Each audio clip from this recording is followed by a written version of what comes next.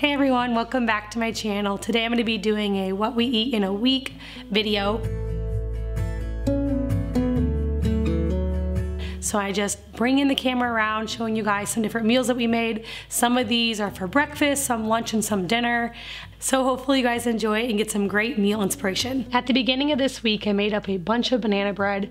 I made enough to make 4 loaves of this walnut chocolate chip banana bread.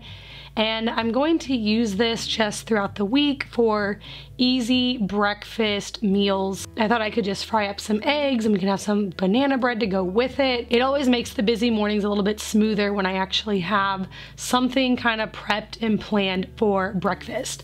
This recipe we do have on our blog, so I will link it down in the description box for you.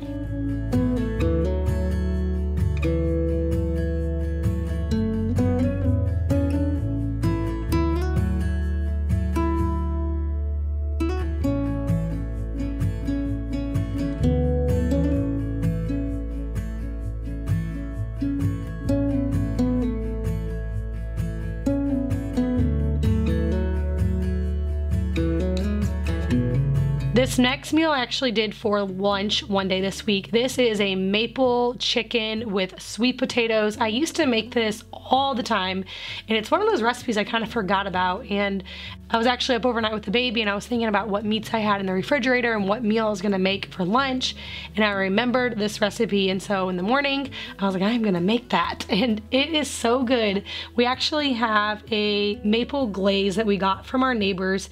In a couple of videos back, I talked about my neighbor's huge maple farm that they have, and so they showed us this new product they have, this maple glaze, and it was so good. So for this I just put chicken and onions and sweet potatoes in a big 9x13 pan. You drizzle it with some maple, you can just do maple syrup, but I did that maple glaze and some avocado oil, a little bit of salt and pepper. Throw the whole thing in the oven and let it bake for about an hour.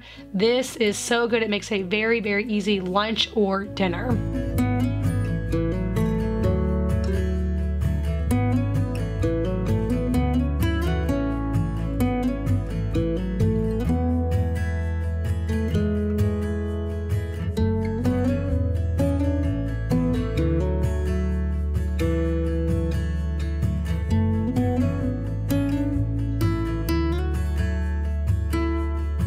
Alright, so I want to take a quick break from cooking to talk to you guys about today's video sponsor.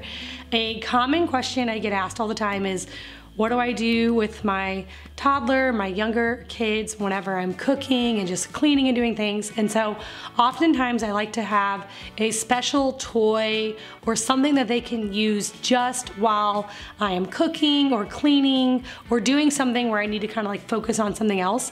And so today I'm going to tell you guys about one of our new toys that we really love.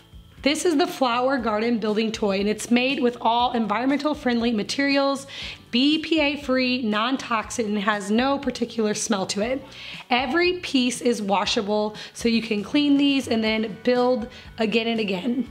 The flower building toy set comes with 28 flower pieces, 16 stems, 12 green bases, 28 leaf pieces, 6 beasties, 2 press and go dinosaur toy cars, and a storage bag, plus 4 other accessories. These are a build your own bouquet, and it allows kids to build, match, sort, and mix pieces to create their unique garden world.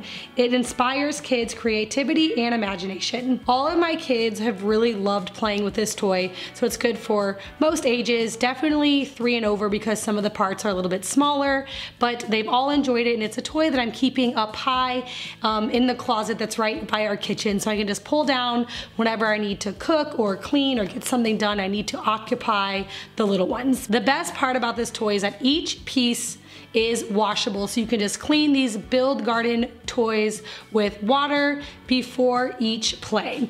Also, it comes with a storage bag, which I love because then we have a nice place to put all the pieces, and it's an easy thing for the kids to help clean up. So whenever he was done playing with it, he put all the pieces in a bag, and then I just stored it away in our closet. If you are looking for a new toy or a gift idea or something that would be great for Easter, this would be a great gift for that. I have a link for this down in my description box below, plus I have a code to get 15% off. All right, for this next meal, I'm making a tri-tip steak, and I'm making a sweet potato casserole to go with it. That is something that my kids really love, and for some reason, I always forget about it unless it's around like Thanksgiving or Christmas time. But it's a meal that I need to remember to make all year because it's just so healthy, loaded with sweet potatoes and good healthy fats and eggs, and then it's topped with that walnut topping.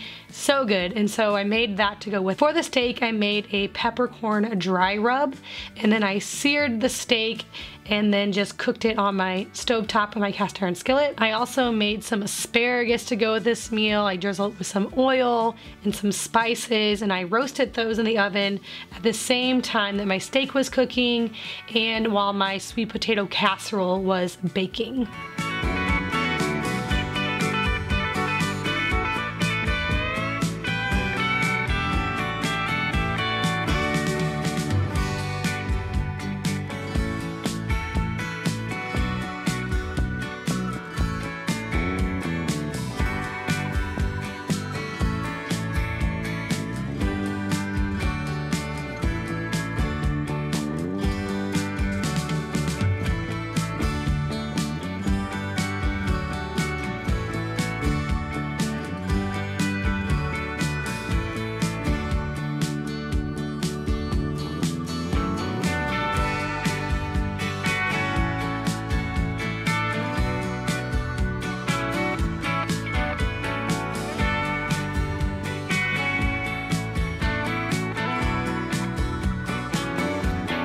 For the next meal, I'm making a pot roast in my Dutch oven. So to start this, I am heating up my Dutch oven, and then I'm doing a little dry rub on my roast. Then once the Dutch oven is nice and hot, I sear the pot roast in the Dutch oven. I love searing meat before cooking. It just really locks in all of that flavor, makes it nice and tender in the middle, but yet crispy on the outside.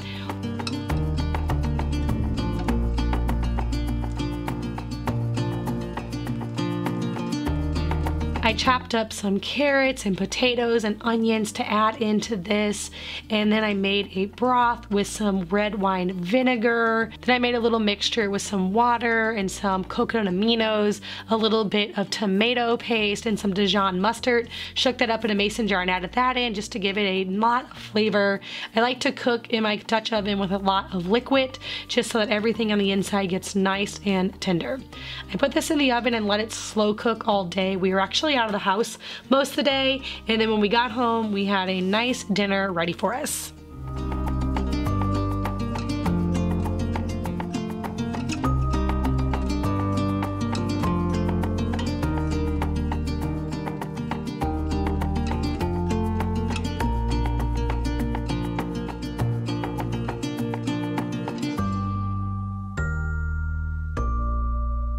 All right, for the next meal, we were making a flank steak for our cast iron blog.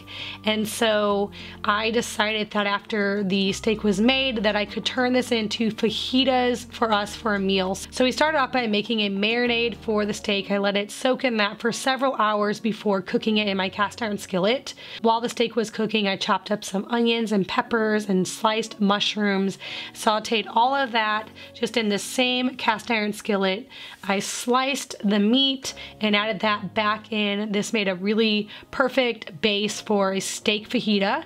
I served this over a tortilla with some purple cabbage, tomatoes, some sliced avocado, salsa, and some sour cream. I use my homemade yogurt for sour cream. I don't always do that, but I don't have any sour cream right now, and it tastes pretty similar, so we're just using yogurt for this, and that also gives us a nice probiotic with this meal.